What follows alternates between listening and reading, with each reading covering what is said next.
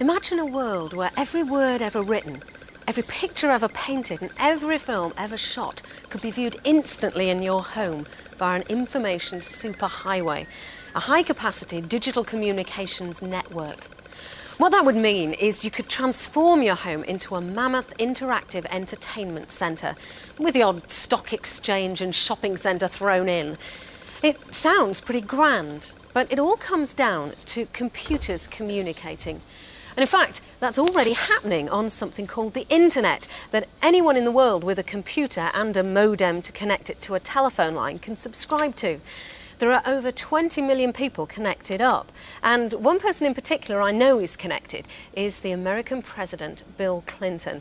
And I know that because I used this computer to write to him today, and I've already got a reply from the White House, and here it is, right. Thank you for writing to President Clinton via electronic mail. The President is committed to integrating this dynamic medium into the White House. And it goes on to give some details of his government's policy to encourage the building of information superhighways. Now, I can't electronically mail our Prime Minister, John Major, because he hasn't got a modem. And I can't find out what his government's policy on information superhighways is, because it hasn't got one. At least nothing beyond the usual thing of leaving it to market forces.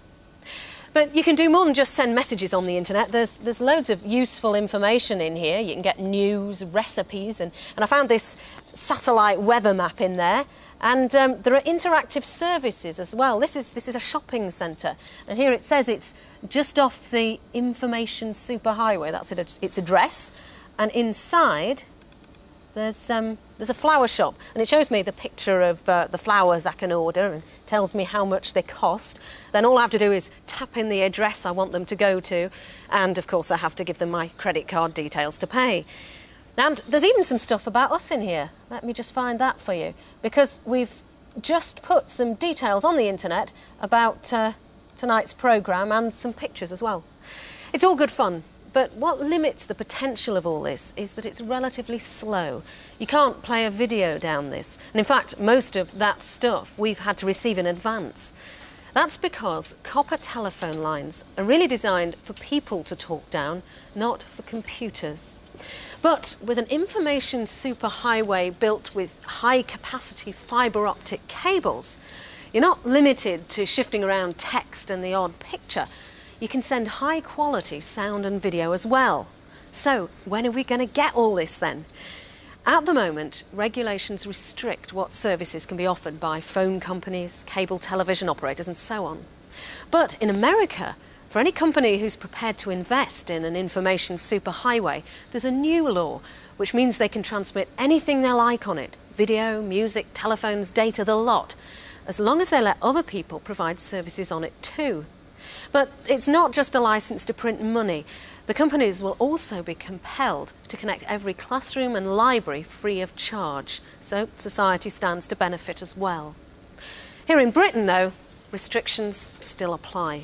BT, for example, isn't allowed to do cable TV, but they're developing some interesting ideas to get what they can out of their existing copper phone lines, like video on demand. We've got a setup here to show what they're aiming at. The idea is, from the comfort of your armchair, you'll choose whatever video you want, and it'll be played down your phone line to your own TV. It'll not just be movies, though. There'll be other TV programmes too, like this travel programme I've selected here. Now, the other thing is, because it's interactive as well, say I was wondering where he got his suit from, it'd not only tell me that, but I could even buy one here and now via the inevitable home shopping option. Armani, fancy that. But this video on demand is a tricky thing to do without the extra capacity of the fibre optic cables. I, for one, will be impressed when the real thing's up and running down phone lines. But it could well be the first taste most of us will get of what'll come rolling down the information superhighway. It's ironic that it'll come on old phone lines, but it could stay that way unless Britain develops its own vision of what sort of information superhighway it wants and how to get it.